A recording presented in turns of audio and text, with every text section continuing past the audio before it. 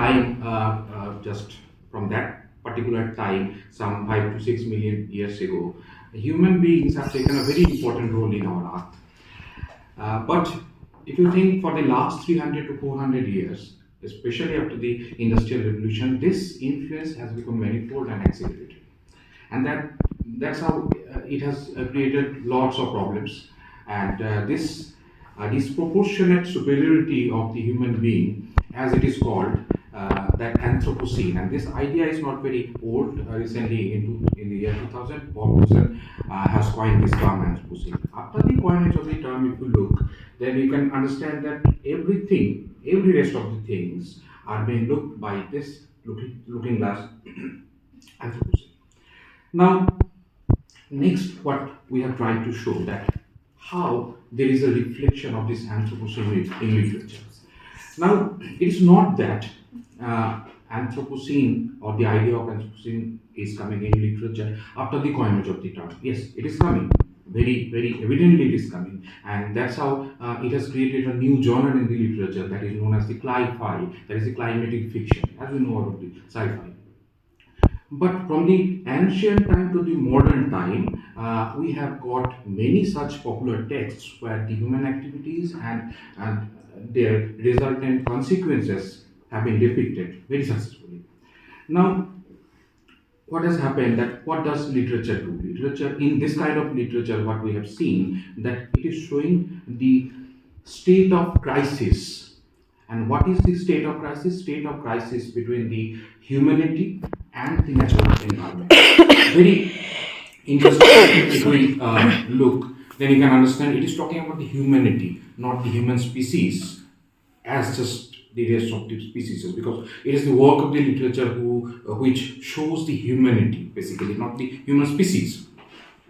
Now, the point is that why we should revisit those texts where we get references of the Anthropocene. First of all, when we read literature, it gives us a differential kind of knowledge. Basically, it is written in different kinds of books, that when we read a text, this kind of popular text, it actually creates an intuitive experiential knowledge from there, and that is very important to tackle with the different challenges of the Anthropocene.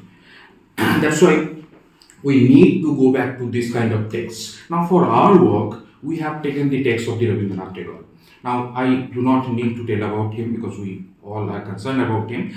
One point I just need to emphasize, that is very important, because you know that he was a world traveler. He traveled all around the world, almost more than 60 countries he traveled, and that's how he has seen the different dimensions of the society in different parts of the world. Okay, now thus he developed a unique kind of understanding about the term civilization, and that was very different. That was very different from the Eurocentric understanding of the term civilization. Now, what is the result for that? Now, after that, he is writing many things, many articles, stories, novels, etc., and etc. He has put all his experiences in his writings in the different forms to understand the adversities of the Anthropocene. Here in our work, we have taken 4 different plays. Those plays are very important because you can understand that when plays are acted, that can reach to the every section of the society, because that can be acted. A poetry cannot be acted, a novel cannot be acted. So when the successful plays are acted, it can reach out to the every section of the society, irrespective of the fact that the person is literate or not. So from this point, my co-presenter Anwesa will tell you that what are the stories of those 4 plays and how they are describing the Anthropocene by Rabindranath Tagore. Thank you. Thank you, Uttiya. So he has already talked about the idea of the Anthropocene, and we all know that Tagore was deeply concerned about the environment, and these environmental issues would recur in his writings, in his speech or public lectures. Here we have selected 4 plays by Tagore, which are Raktokorobi or Red Olitas, Muktodhara, the waterfall, Tashir Desh, the kingdom of cards, and Ocholayaton, the petrified place, to analyze his responses towards the Anthropocene and the resultant crisis. So, briefly, I would talk about each of these plays because we have very limited time. Raktokoropi is one of the most significant plays where Tagore is voicing his concerns for the environment and he's critiquing the idea of exploitation of man and nature. The play is set in a town called Jokkupuri, where the king chooses to remain behind the bars, behind the curtain, and the people of this town are employed in the mines to extract gold from this land, which would make the king more wealthier. And in this land of materialistic creed comes Nandini, who is the daughter of Mother Earth, and hence she is pure, she is natural, she is unfiltered.